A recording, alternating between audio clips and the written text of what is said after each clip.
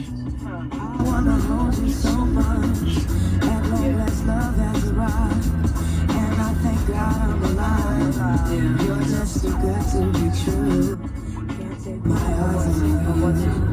Caught in the way that I stay. There's nothing else. This cool thing you got with chord progression here. Basically, what you have is a lot of the same bass notes in series, but the notes above them are changing. What we got, when it comes back to the verse, I'll explain it.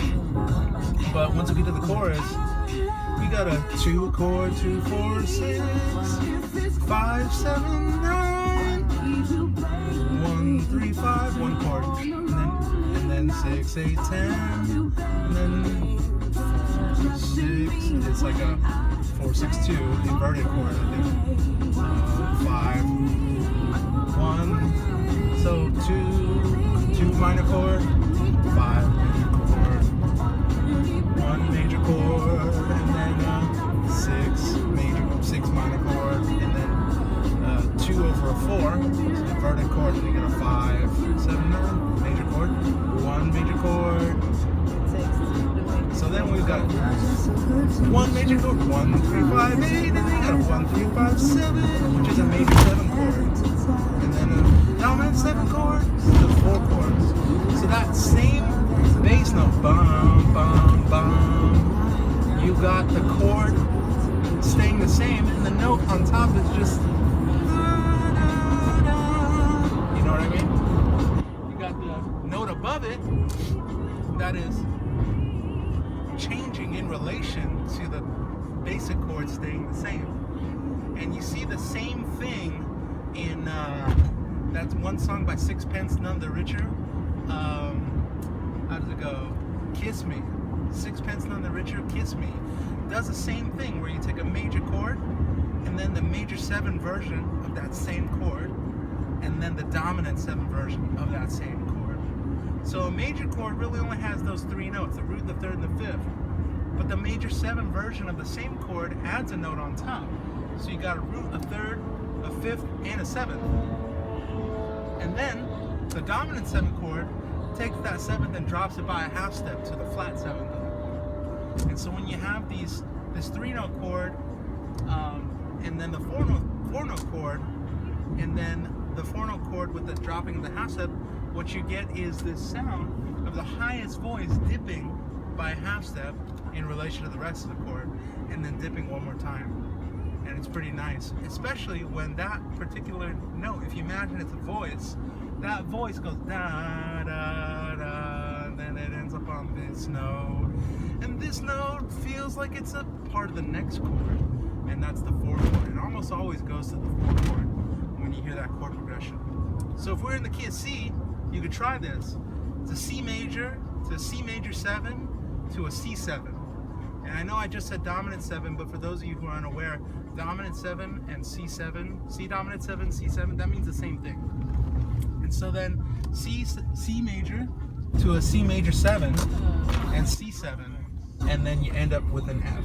And if you capo it, I think you'll get where Sixpence, None the Richer plays their version of that chord progression. So Lauryn Hill, you know, or technically the Fugees, I think they did this song.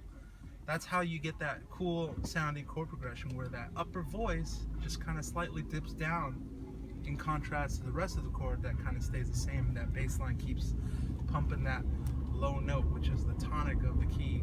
So if we were in the key of C, you got your C major 7, and C7, and in that order, and following up with the F, and that's a really nice chord progression.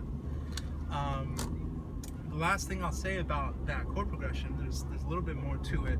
It's that if you listen to it on the guitar especially, you want to pay attention. If you're using a traditional C shape, pay attention to the 2nd string. The 2nd string is where that first chord is you're gonna experience like that 2nd string as almost a voice that is going down by a half step when you play a C major 7 chord. So C major, play that 2nd string, then C major 7, and play that 2nd string again, because you'll hear the the note descend by a half step. And then once you play a C7, you'll notice that that voice picks up on the third string if you're fingering it X32310. And so that note, even though on the guitar you can't really visually see that note as if it's connected to the previous two chords, that particular note on the third string in the C7 chord, it connects back to the C major 7 chord open second string and the C major first fret second string, and that's just how your ear hears it, despite how it's fingered on the guitar, how it's fretted on the guitar. I don't know if that's a good word to use. I'm talking about fretting notes on the guitar. I'll keep that in mind. But you know, when you are fretting the chords in that way, it doesn't matter. Your ear still hears that voice descending by a half step because that's what's hitting your ears. And it's so important that if you want to take your guitar playing to the next level, that you begin to understand the different notes in the chord as if they are voices. To see the different notes in the chords as if they're individual singers almost. And I'm now at my destination. I'm gonna get some freaking kimchi. It's gonna be amazing. Doing Korean barbecue at home tonight. Eat that pork belly. Ooh. Some kimchi, some doenjang. Korean people, you know what's up. You know it's all about that doenjang. And some raw garlic or some slightly roasted on the grill garlic. Slivers, jalapeno, fresh jalapeno. Ooh, sesame oil, with a little bit of sea salt in there. What do you guys know about that? So C major 7, C7 to F. Check it out, peep it, sounds awesome. Peace out.